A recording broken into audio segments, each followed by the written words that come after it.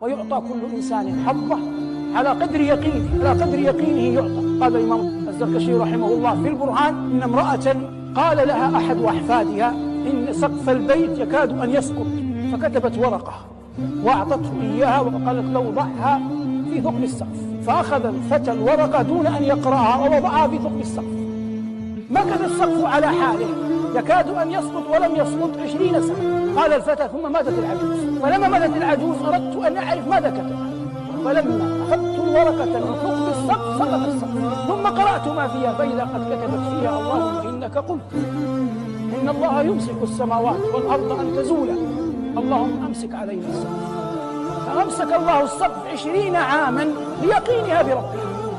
وليس كل أحد يقرأ القرآن يبلغ هذه المنزلة في اليقين، لكن الإنسان لا يجعل أحدا يسبقه إلى الله.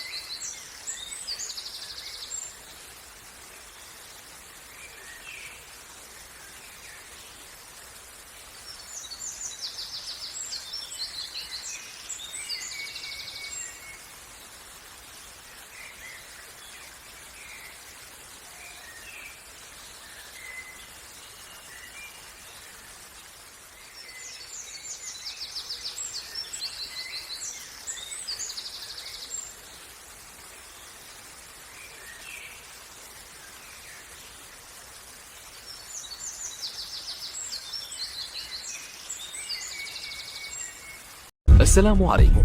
لا تنسوا الاعجاب بالفيديو والاشتراك في القناة تشجيعا لنا لنستمر بنشر المزيد إن شاء الله.